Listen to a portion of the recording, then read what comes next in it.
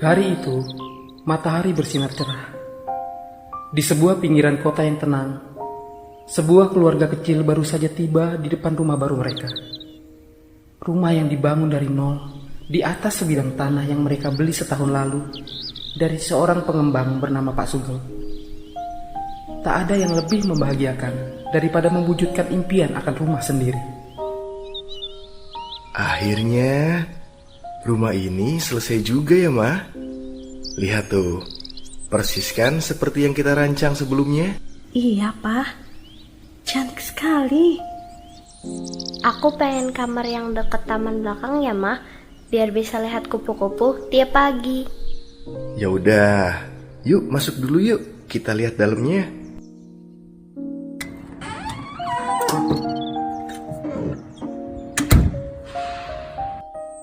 Pintu kayu jati itu terbuka, memperlihatkan ruangan luas yang masih bau semen dan cat baru. Aroma bangunan baru bercampur debu menyambut mereka. Subhanallah, plafonnya tinggi banget, Pak. Cahaya matahari masuk dari semua jendela. Adem banget rasanya. Emang konsepnya gitu, Ma. Rumahnya terbuka dan juga banyak ventilasinya. Udah, ayo anak-anak. Kalian naik ke atas dulu, pilih kamar kalian ya. Yeay, asik! Aku duluan, hahaha. Tawa dan langkah riang memenuhi rumah itu, seolah rumah itu ikut menyambut mereka dengan hangat. Pak, lihat ini. Kompornya sudah dipasang. Tinggal kita bersihkan sedikit, langsung bisa masak. Oke, yaudah mah. Sekarang kita mending istirahat dulu. Nanti sore kita lanjut susun perabot yang lainnya.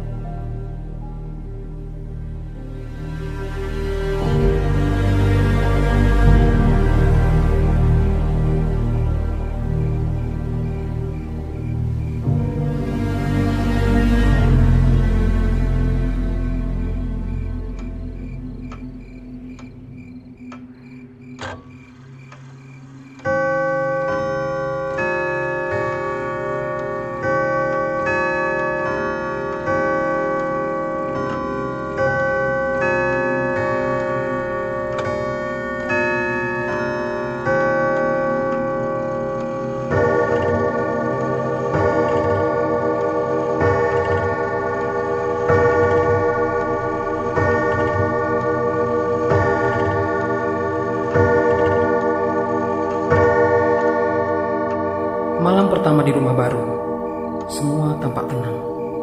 Angin berhembus lembut lewat celah jendela yang belum sepenuhnya tertutup tirai. Di kamar atas, Bian sudah tertidur pulas, sedangkan Luna sibuk dengan buku-buku novel horornya. Sementara Arman dan Shirley baru saja merebahkan badan setelah seharian lelah membereskan barang-barang perabotan rumah. Alhamdulillah, akhirnya kita bisa rebahan juga ya, Pak. Iya nih, mah. Ya udah, sekarang kita istirahat yuk, mah. Besok kita lanjut rapihin garasi, terus juga kita harus pasang pagar depan. Yuk istirahat yuk.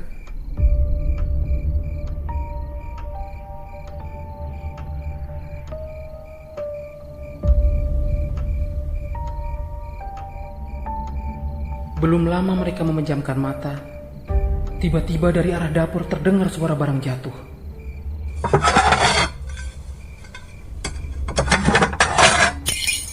Itu suara apa, Pak? Kayak yang dari dapur ya? Mungkin kucing kali ya? Bentar. Tapi kan kita nggak punya kucing, mah. Arman berjalan menuju dapur. Lampu dinyalakan. Tak ada apa-apa. Semua piring masih tertata rapi. Namun, di lantai ada satu sendok basah, seolah baru digunakan.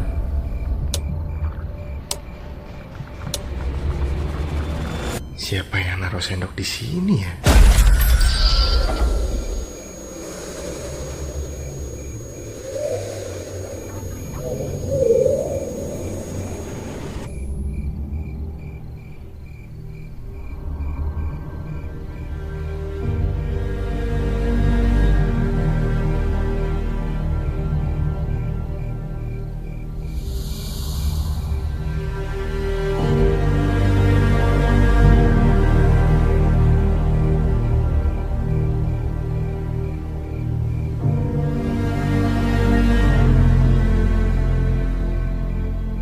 Sementara itu, di kamarnya, Luna masih membaca novel horornya.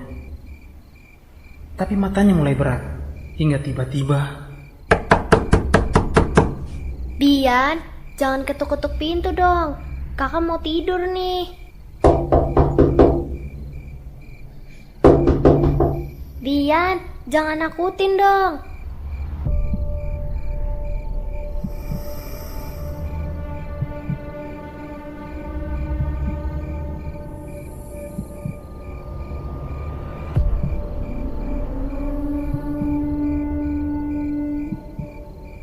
Dengan sedikit keberanian yang dipaksakan, Luna berjalan pelan menuju jendela kamar. Dengan perlahan, menyingkap horden dan melihat keluar rumah melalui jendela kaca dengan tirai yang sedikit tersingkap.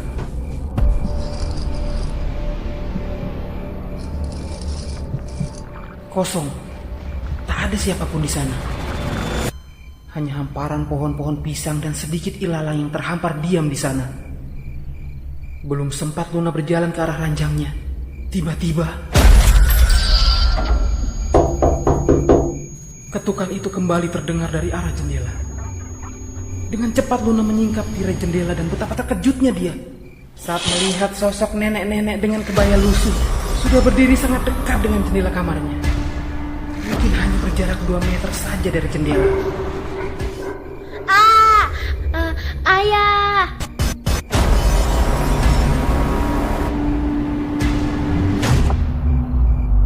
Di dapur, Shirley dan Arman segera berlari ke kamar Luna saat teriakan anak perempuannya itu terdengar. Sesampainya di kamar Luna, mereka melihat anak perempuan mereka itu sedang gemetar sambil bersimpu di bawah meja belajarnya dengan menutupi wajahnya yang pucat pasi. Apa yang terjadi, Nak? Ada apa, Luna? Kamu kenapa, sayang? Luna pun menceritakan apa yang dialaminya. Sedangkan kedua orang tuanya mendengarkan dengan serius.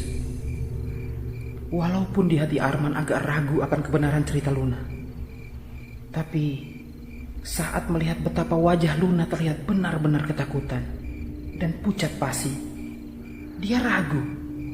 Tetapi dia tahu bahwa sebagai kepala keluarga, dia harus terlihat tenang agar tidak membuat anak dan istrinya semakin ketakutan. Saat sedang menenangkan Luna, tiba-tiba dari arah pintu muncul Bian sambil mengusap matanya. Astaga, Bian. Kirain siapa? Mama sampai kaget. Ih, Mama, emang dikirain siapa? Setan. Hus, kenapa jadi ke setan-setan sih? Ya Mama kaget aja tiba-tiba kamu nongol dari situ. Bian kenapa bangun, Nak? Habisnya Bian lagi tidur. Selimut Bian ditarik-tarik mulu. Pasti kakaknya yang ngerjain. Makanya Bian samperin ke sini.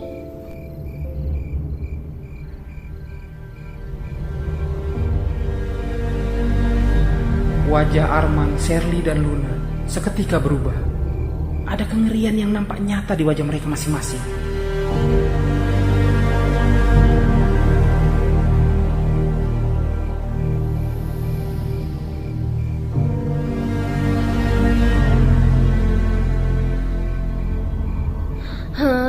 Pokoknya aku gak mau tidur di kamar, Ma. Ya udah. Malam ini kita tidur bareng-bareng di ruang tengah ya.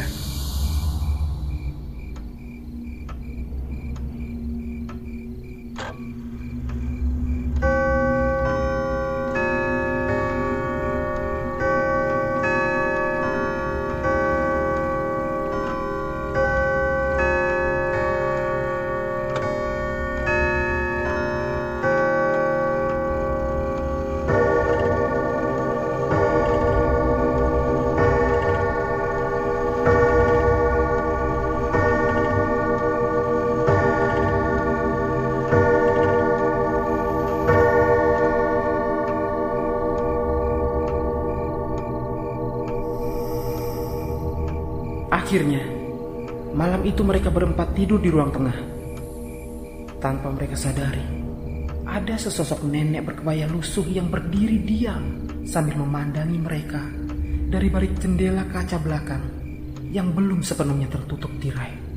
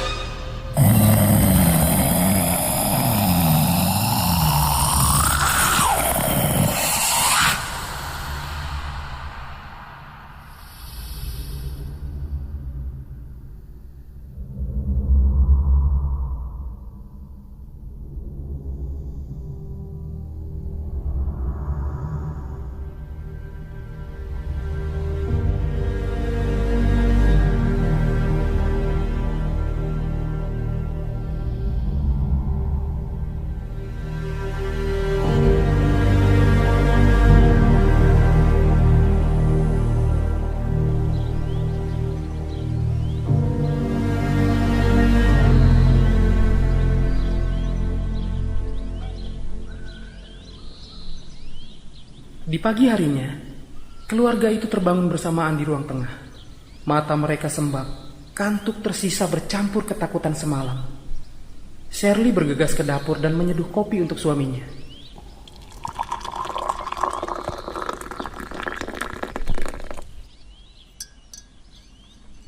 Pak, dengan kejadian semalam, apa tidak sebaiknya kalau kita sementara keluar dulu dari rumah ini? Kasihan anak-anak ketakutan. Aku tahu, tapi kita nggak bisa gegabah sayang. Rumah ini kan baru aja kita bangun. Semua tabungan kita udah kita pakai. Kalau kita pergi, ya mau tinggal di mana? Kita bisa menginap di tempat Bude dulu, sambil kita nyari orang pintar buat ngebersihin rumah kita ini. Kita belum tahu pasti, Ma. Kan kita baru semalam di sini. Ya mungkin kan ya itu cuma sugesti. Ini kan tempat baru. Ya, jadi wajar masih asing. Pak, nyawa anak-anak lebih penting. Aku tahu sayang. Aku janji bakalan jaga kalian semua. Makanya kita itu harus cari tahu dulu, bukannya lari. Kita harus tahu apa yang salah dengan rumah ini, dengan tanah ini. Mungkin ada sejarah yang kita nggak tahu. Nanti aku coba tanya ke tetangga depan. Ya, pokoknya tenang dulu ya, Mah ya. 1 malam lagi. Kalau masih ada gangguan, kita pergi.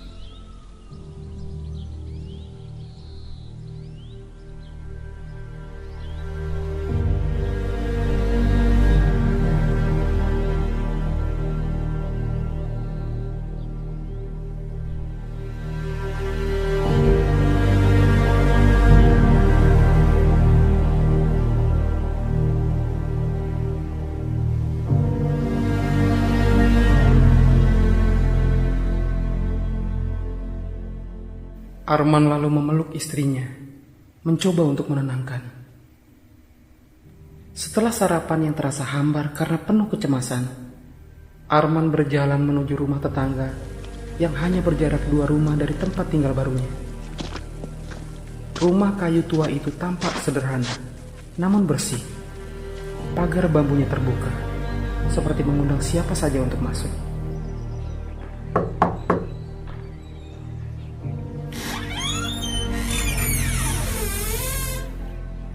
Wah, tetangga baru Pak Arman ya? Masuk. Mari, silakan. Makasih Pak. Maaf ngeganggu. Saya cuma ingin ngobrol sebentar, sekalian silaturahmi. Silakan. Mau teh atau kopi? Teh saja, Pak. Wah, saya jadi merepotkan ini, Pak. Jangan sungkan-sungkan, Pak. Saya malah senang ada yang berkunjung. Obrolan dimulai dengan hangat tentang cuaca, anak-anak, dan rencana taman kecil di halaman rumah baru. Tapi kemudian Arman mulai masuk ke tujuan utamanya. Nah, jadi begini, Pak. Sebenarnya tujuan saya ke sini selain silaturahmi, ya saya juga ingin menanyakan soal tanah yang kami beli itu loh, Pak. Apakah Bapak tahu sejarahnya? Tanah itu dulu kosong lama, Pak. Sebelum Bapak beli, gak ada yang benar-benar mau bangun di situ. Katanya anginnya gak enak. Tapi ya, orang kampung sini memang suka lebay. Maksudnya, angin gak enak itu gimana ya, Pak? Ya, kadang ada suara-suara aneh lah. Ada penampakan lah. Katanya warga sini sih gitu. Tapi saya nggak pernah dengar apa-apa. Saya sudah di sini lebih dari 20 tahun, Pak. Tapi ya gak ada apa-apa. Aman-aman aja. Merasa sudah tidak ada yang ditanyakan lagi, tidak berapa lama kemudian Arman pamit pulang. Baiklah, Pak. Saya pamit pulang dulu. Terima kasih ya, Pak, untuk tehnya. Pak Hamzah lalu bangkit dari duduknya, lalu mengantar Arman hingga halaman depan sebelum kembali masuk ke dalam rumah. Saat Arman berjalan pulang, tanpa sengaja dia melihat kembali ke arah rumah Pak Hamzah.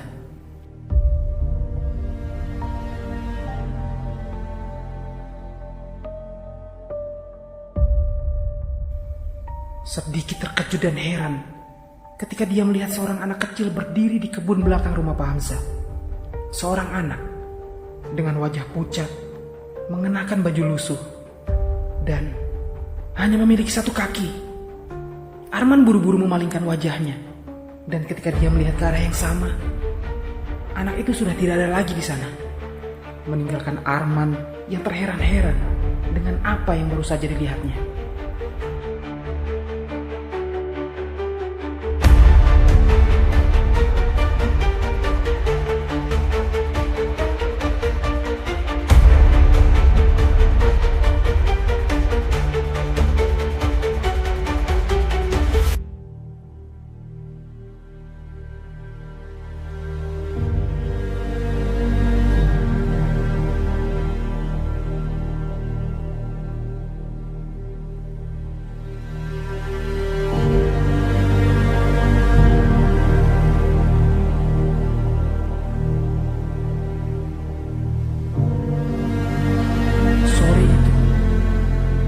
Cahaya matahari menguning di sela jendela ruang tengah. Shirley duduk di sofa, sedang menyeruput teh. Sementara Arman baru saja selesai memeriksa pagar depan. Mereka duduk berdampingan, menikmati ketenangan yang semu. Tadi kamu kemana, Pak? Kok pulangnya agak lama? Tadi aku mampir ke rumah Pak Hamzah, yang rumah kayu itu loh, Ma. Oh, yang itu. Terus gimana? Kamu tanya-tanya soal tanah ini? Iya, aku pengen tahu aja. Siapa tahu kan ada cerita aneh soal tanah ini. Tapi nyatanya gak ada yang aneh, Ma. Dan katanya sih cuma tanah kosong yang lama udah gak keurus. Paling orang sini aja yang katanya suka ngarang kalau cerita soal hantu. Tapi semalam itu, Pak, itu nyata. Anak-anak juga gak mungkin ngarang cerita, kan? Iya, Ma, aku percaya sama kamu. Tapi mungkin juga itu karena ya kita semua lagi capek. Terus juga stres karena pindahan. Anak-anak juga tegang. Jadi kita semua itu mungkin terlalu sensitif. Iya sih, mungkin. Tapi aku tetap gak nyaman, Pak. Rasanya rumah ini seperti ada yang aneh. Kalau kita terus mikir gitu, nanti yang ada malah makin parno, Ma. Dengar ya, tanah ini legal, rumah kita, dan kita bangun itu dari nol. Dan juga ini dari hasil keringat dan kerja keras kita, Ma. Dan buktinya, Pak Hamzah juga nggak bilang kalau ada kejadian aneh. Warga-warga di sini aja yang suka ngawur. Tadi pagi, aku dengar suara perempuan nangis dari arah dapur, Pak. Aku yakin dengan apa yang aku dengar. Mama, suara-suara itu bisa terdengar aneh kalau pikiran kita nggak tenang. Burung, angin, tikus, bahkan pohon gesek-gesekan aja itu juga bisa bikin suara aneh. Udah, gini aja, aku janji, Ma. Kalau memang ada hal ganjil lagi malam ini, besok aku cari tahu lebih dalam, Ma. Pokoknya tenang aja.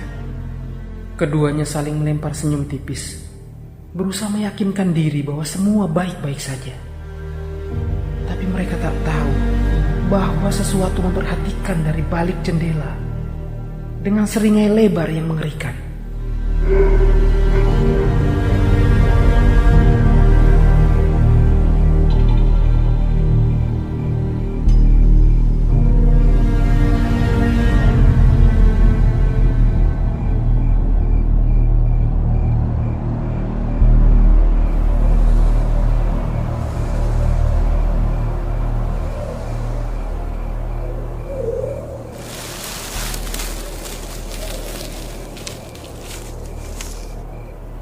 Malam mulai larut.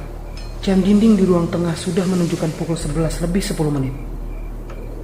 Arman yang masih merasa gelisah usai obrolan tadi sore memilih keluar sebentar, sekedar mengecek sekeliling rumah.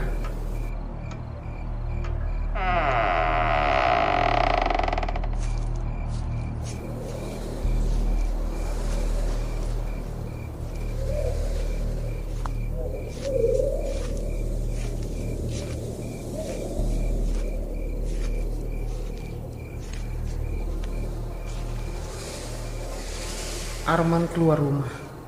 Langkah membawanya melewati sisi rumah, menuju ke belakang. Sedangkan suasana sepi, terlalu sepi. Keheningan yang tak wajar. Tiba-tiba,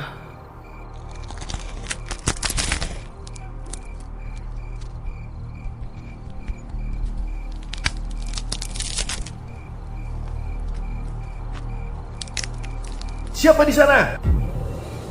di tengah bayangan pohon besar yang membungkuk seperti makhluk tua, Arman melihat sosok kecil duduk di bawah pohon pisang.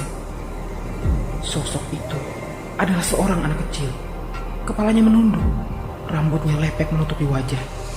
Tapi yang membuat Arman membeku adalah anak itu hanya punya satu kaki.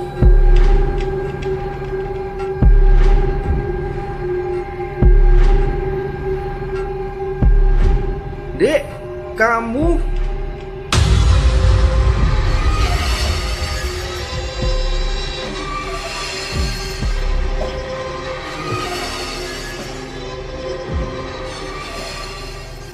Anak itu mengangkat wajahnya perlahan.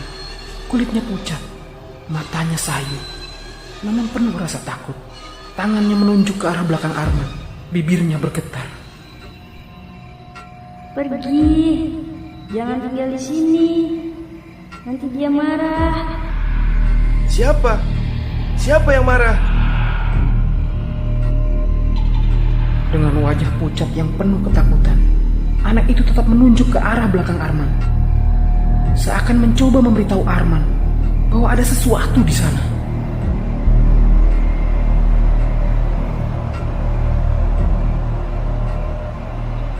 Arman refleks menoleh ke arah yang ditunjuk si anak. Dan di sana berdiri sesosok nenek tua berpakaian kebaya usang. Tubuhnya sedikit bungkuk, tapi kakinya tidak menyentuh tanah. Wajahnya mengerikan. Tidak ada mata, hanya rongga hitam dan senyuman lebar. Terlalu lebar. Ini tanahku.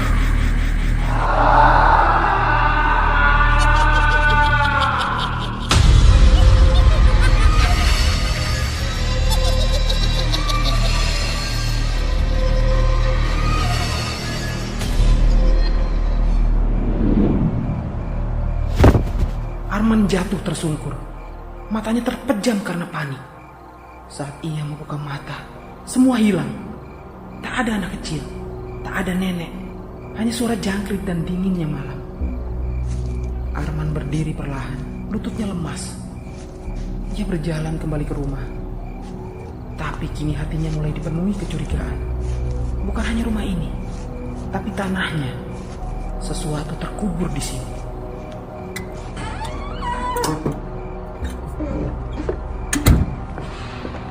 Dengan nafas tersengal dan jantung yang masih berdebar karena kejadian di belakang rumah, Arman masuk ke dalam. Lampu ruang tengah temaram, sepi. Hanya suara detak jam yang membuat bulu kuduk semakin meremang. Harus tenang, bentar, harus tenang. Tenang. Mungkin itu cuma halusinasi, tenang.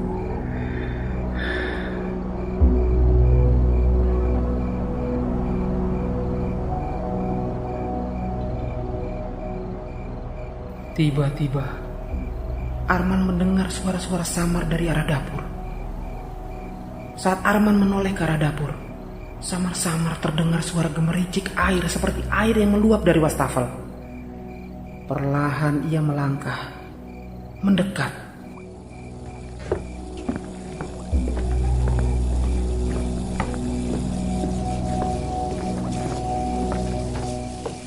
Dan saat tiba di ambang pintu dapur, ia langsung terperanjat saat melihat Luna, anak perempuannya yang berusia 15 tahun itu, sedang membungkuk di depan wastafel. Air keran mengucur deras, kepala Luna tertunduk, seluruh kepalanya terbenam dalam wastafel yang penuh dengan air. Tangannya menggapai-gapai ke atas seperti sedang mencari pegangan agar tidak tenggelam. Luna! Arman berlari, menarik tubuh Luna ke belakang. Anak itu menggeliat, terbatuk keras, tersedak air. Matanya terbuka lebar, wajahnya pucat seperti orang yang hampir kehilangan nafas. Ayah, tolong, dia tarik aku ke dalam wastafel. Terus di dalam wastafel ada wajah nenek-nenek ya, mukanya seram. Siapa? Siapa yang tarik kamu? Terus kamu ngapain di sini, Nak? Nenek-nenek ya.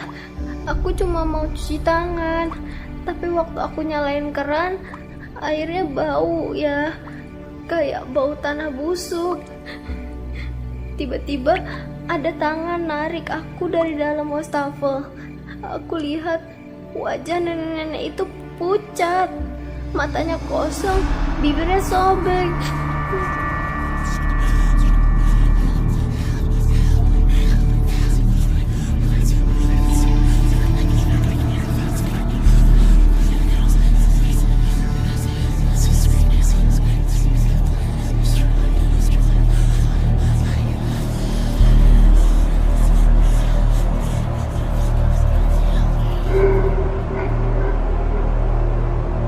Arman melihat sekeliling, tak ada siapa-siapa. Tapi ketika ia menoleh kembali ke wastafel, ia melihat air di dalamnya berputar pelan, seperti ditarik dari bawah. Lalu terdengar suara lirih dari dalam pipa wastafel, lirih dan menggerawat.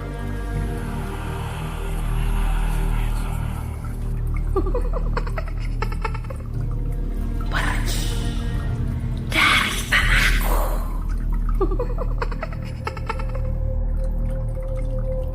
Tolong, jangan ganggu kami.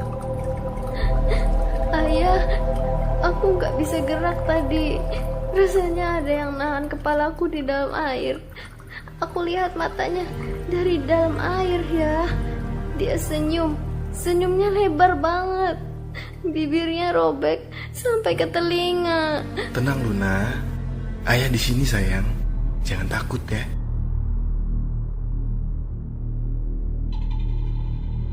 Arman masih terduduk sambil memeluk Luna yang basah kuyup. Saat tiba-tiba Shirley datang dengan tergesa-gesa. Astaga, Luna, kenapa basah kuyup, Nak? Apa yang terjadi? Papa, kenapa Luna basah kuyup Tenang, begini? Ma. Tenang dulu, Ma. Tenang. Jangan panik, tenang. Jangan panik gimana? Anak kita basah kuyup tengah malam begini. Bibirnya sampai biru begitu. Gimana bisa nggak panik? Aku ditarik, Ma. Ditarik dalam wastafel. Ditarik ke dalam wastafel? Pak, kita harus keluar dari rumah ini. Rumah ini nggak beres. Aku nggak mau nyawa anak-anak terancam. Dengerin aku. Dengerin dulu, Ma. Dengerin. Kalau kita panik, mereka yang menang, Ma. Jadi kita itu nggak boleh nyerah. Ini rumah kita. Kita harus tahu apa yang terjadi sebelum pergi. Aku janji, Ma. Kalau ini terus berlanjut, kita pergi. Aku cuma mau tinggal dengan tenang, Pak. Aku cuma mau rumah baru yang nyaman. Gak kayak gini.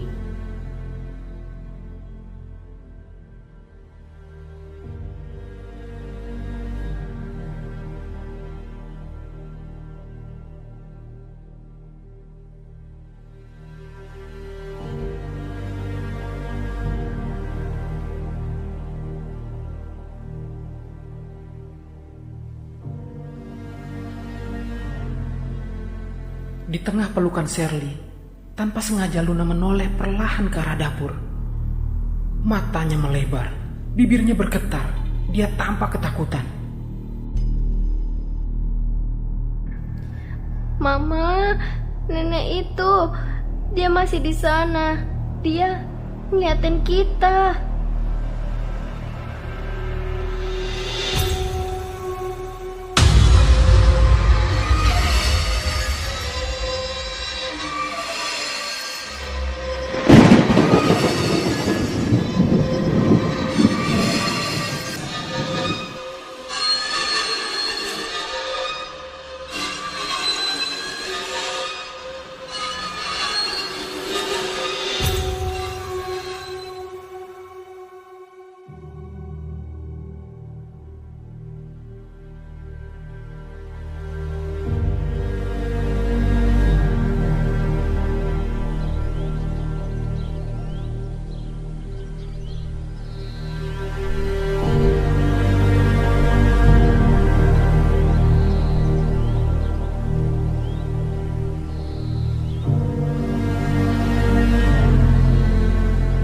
Pagi itu, Arman tak bisa menahan keresahan.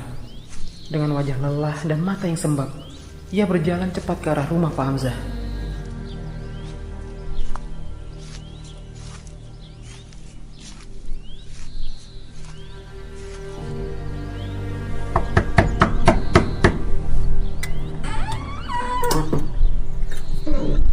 Oh, Pak Arman.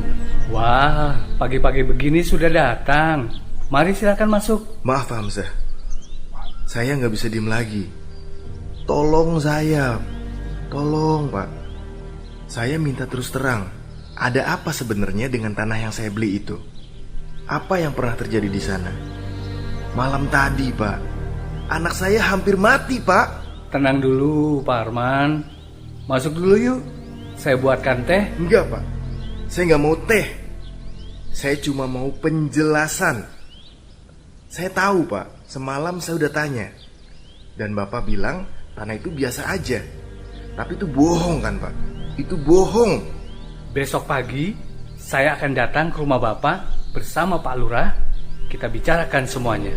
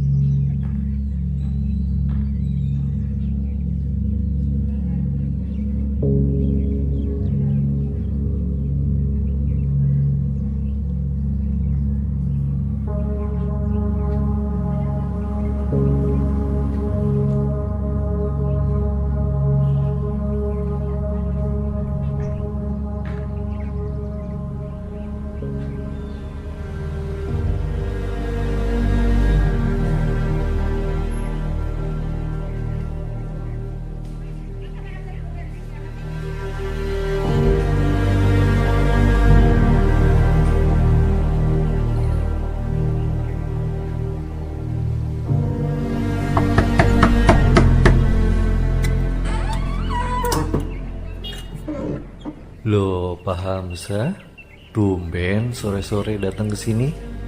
Monggo, masuk dulu. Maaf Pak Lurah, kita harus bicara sekarang. Wajah sampean kelihatannya pucat banget. Ada apa? Itu loh Pak, keluarga yang baru pindah ke rumah yang baru dibangun di pinggir jalan itu Pak. Rumah yang dibangun di tanah kosong. Mereka sudah diganggu. Kita harus bertindak Pak. Itu tanah wakaf Pak. Tanah milik almarhum Bu Jamilah.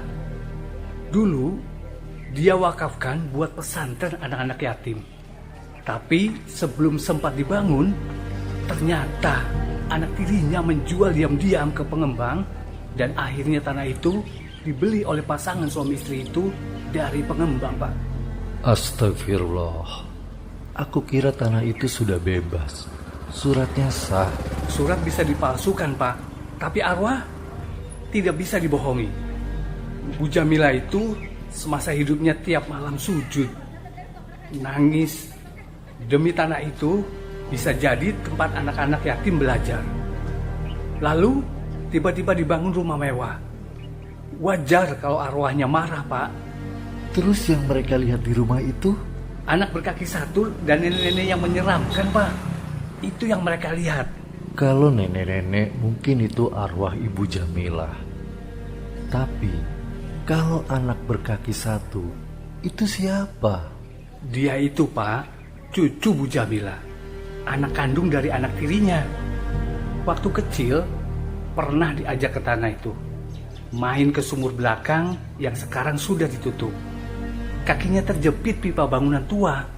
Hampir putus. Jadi anak itu masih hidup? Sejak Bu Jamilah meninggal, anak itu sudah tidak pernah lagi kelihatan, Pak. Pak Arman pernah cerita, dia pernah lihat anak itu mengais-ngais tanah di pojok halaman rumah Pak Arman. Tapi saat dihampiri, anak itu menghilang. Di halaman belakang rumah Arman? Pak Lurah, saya curiga ada yang dikubur di situ.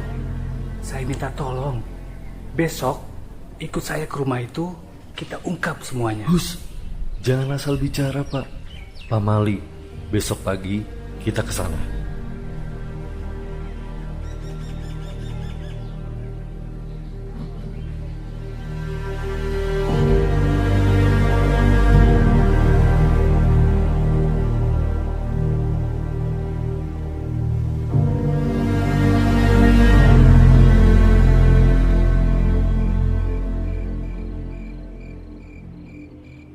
Keesokan malamnya, Pak Lurah dan Pak Hamzah datang ke rumah keluarga Arman.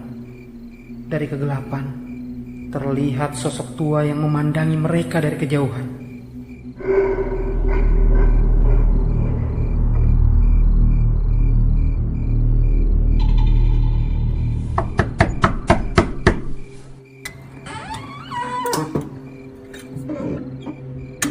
Setelah dipersilakan masuk, mulailah mereka dalam pembicaraan yang serius. Saya langsung pada pokok permasalahannya saja ya, Pak. Tanah yang kalian beli sebenarnya tanah wakaf. Dulu tanah ini diwakafkan oleh seorang perempuan tua bernama Bu Jamilah. Dia berniat membangun pondok tersebut untuk anak-anak yatim piatu. Arman dan Sherly terkejut mendengar kata-kata Pak Hamzah. Lalu, kenapa dijual? Itu masalahnya. Setelah Bu Jamilah meninggal, keluarganya yang tamak menjual tanah tersebut diam-diam, tanpa izin siapapun. Padahal Bu Jamilah wafat dengan pesan terakhirnya agar tanah itu dipakai untuk hal-hal yang baik. Jadi, semua gangguan ini karena... Iya, arwah Bu Jamilah marah. Dia merasa pesan dan niat sucinya dihianati. Lalu, anak kecil yang berkaki satu itu siapa? Itu cucu Bu Jamilah. Tapi setelah kematian Bu Jamilah, anak itu tidak pernah terlihat lagi. Oh iya, saya hampir lupa. Di bawah pondasi rumah Pak Arman ini telah ditanam sesajen janji. Itu yang membuat keluarga Pak Arman dihantui. Sesajen janji. Sesajen janji bukanlah sesajen biasa. Itu adalah simbol niat suci seseorang yang dipersembahkan kepada Tuhan dan alam sebagai peneguh janji. Dalam budaya Jawa dan juga beberapa daerah lain, sesajen janji ditaruh di tanah bukan untuk dipuja, tapi sebagai saksi bahwa niat baik itu benar-benar akan dilakukan. Dan di tanah ini telah ditanam sesajen itu hingga Pak Arman datang dan membangun rumah di atas tanah wakaf ini. Padahal sudah ada ikrar janji bahwa tanah ini akan dijaga untuk kepentingan anak-anak yatim. Dan bila janji itu diingkari, arwah pembuat janji bisa terluka dan marah. Jadi begitulah cerita yang sebenarnya Pak Arman. Sebenarnya kami juga heran saat Pak Arman dan para arsiteknya datang pertama kali saat ingin membangun rumah di atas tanah ini. Tapi kami juga tidak ingin mencampuri urusan orang lain. Dan itu menjadi kesalahan kami, Pak. Arman lemas mendengar semua penjelasan dari Pak Hamzah dan Pak Lurah. Tanah itu awalnya terlihat seperti ladang rezeki bagi Arman. Lokasinya strategis, harga miring, dan prosesnya cepat. Ia tak pernah berpikir panjang. Setelah akad dan sertifikat berpindah tangan, Arman segera menyiapkan proyek pembangunan rumah impiannya.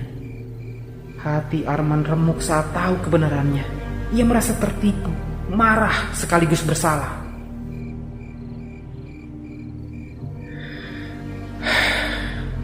Jika ini tanah wakaf, maka biarlah kembali ke niat awalnya, Pak.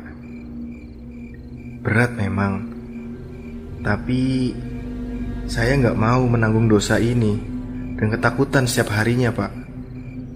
Insya Allah, saya ikhlas, Pak. Keselamatan keluarga saya nomor 1, Pak. Saya sangat menyesal dengan peristiwa ini, Pak. Dan saya sangat mengerti perasaan Bapak. Maaf Pak Lurah, kalau saya mungkin dianggap berlebihan. Tapi anak saya Bian, dia sering melihat sosok anak kecil berkaki satu itu mengais-ngais tanah di pojok halaman belakang, Pak. Andai itu adalah petunjuk, tolong Pak, lakukan sesuatu supaya kami tenang. Kamu ngomong apa sih, Ma? Bian itu mungkin cuma ketakutan akibat gangguan-gangguan yang datang beberapa hari ini.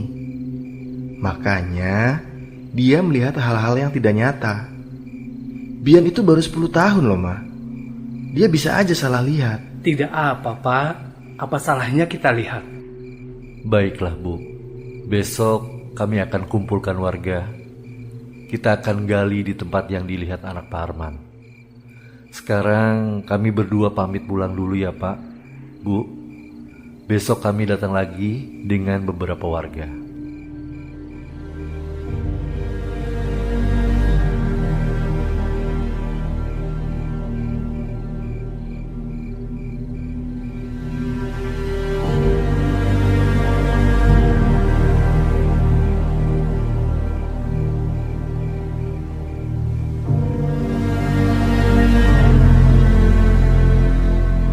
Akhirnya, dengan hati yang campur aduk, pasangan suami istri itu mengantar Pak Lurah dan Pak Hamzah ke pintu depan.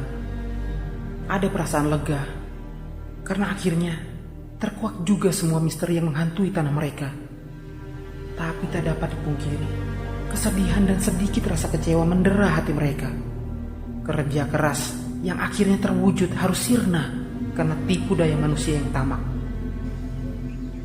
Keesokan paginya, Arman dibantu warga dan tokoh desa menggali pojok halaman belakang. Tak butuh waktu lama, cangkul menghantam benda keras.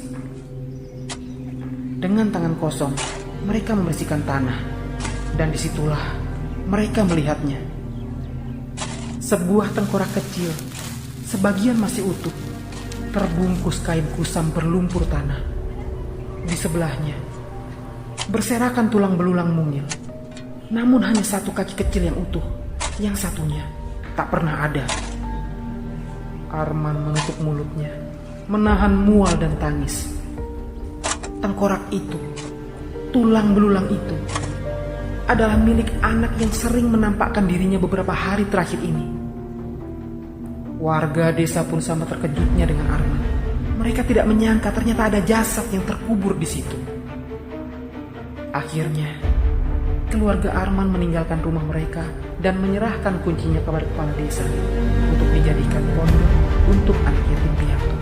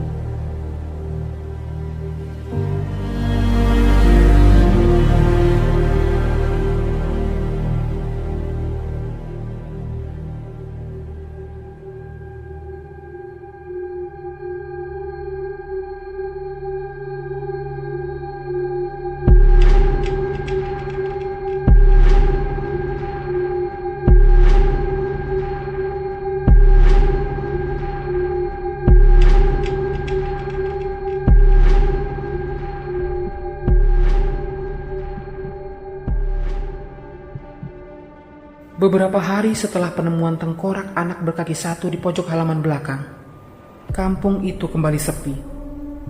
Namun di tempat lain, di sebuah rumah kontrakan di tengah kota, sepasang suami istri sedang terlibat dalam cekcok hebat. Hidup sama kamu ini memang gak ada perubahannya. Boro-boro peningkatan, yang ada sengsara seumur hidup. Aku tuh capek hidup susah terus. Ini karmamu, karena udah jadi orang paling jahat. Kenapa kau mulai lagi menyindir aku tentang anak itu? Sudah aku bilang, kita jangan pernah bicara lagi soal dia.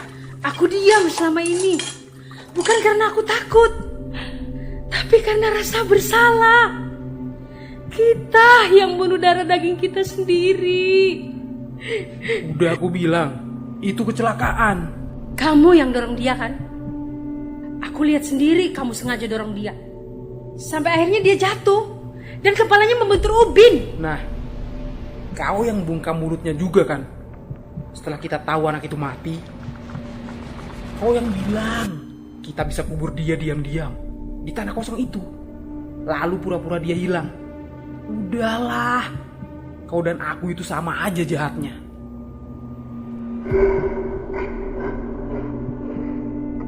Dan seperti itulah, akhirnya semua terkuak. Tanah yang diam akhirnya bicara.